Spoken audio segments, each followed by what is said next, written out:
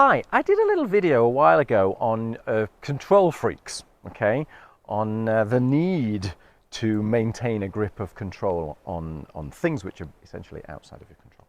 I want to add something to that, okay. The best way to no longer need to be a control freak is by feeling powerful, okay. The reason why you are a control freak is because you're feeling vulnerable and weak. How do you feel powerful? Okay, what is power? And I've mentioned this in quite a few times, actually. We're talking about personal power, which for me is the same thing as personal authenticity. You know when you meet someone with personal power, they are just limitlessly credible. They are utterly authentic. You can taste it. You can chew it, okay? The way that people become powerful, personally powerful, is by knowing themselves, by understanding themselves, and by permitting themselves to be everything that they are, by being able to name what it is that they feel, that they think, that their gut expresses, being okay with their vulnerabilities, being okay with their idiosyncrasies, with their eccentricities, being okay with the little parts of them that they daren't tell other people, you know, because everybody's a human being. So that's sort of an idea, yeah? Once you've got that, once you fully accept yourself, including all the dark elements of yourself and the bits that you still don't know, you've got massive power, yeah? Because what you're telling yourself as a result is, I can handle my internal environment. I can't handle the external environment, but I know me, yeah? I know that I may be triggered. I may be upset.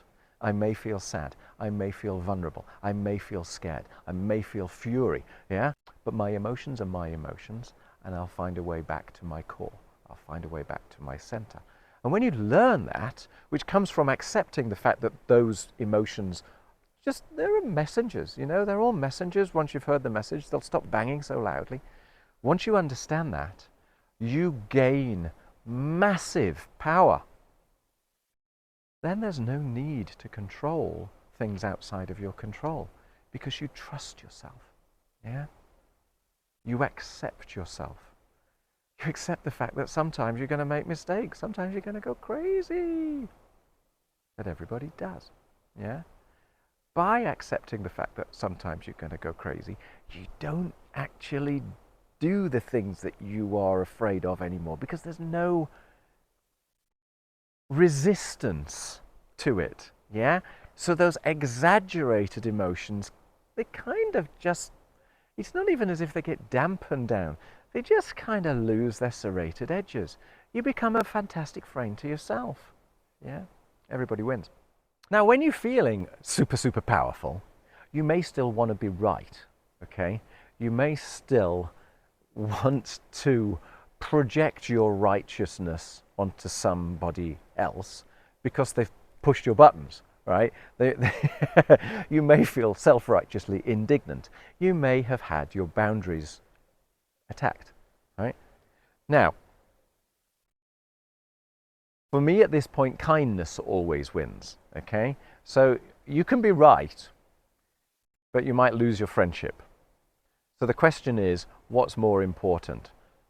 Peace of mind, collaboration, cohesion, or defending your need to be right? Because you can feel right inside of yourself, right? You don't need to prove it to other people. You don't need to defend that unless there is a genuine need to do so. Yeah? If it's just a self-righteous need to be right, well then consider the consequences.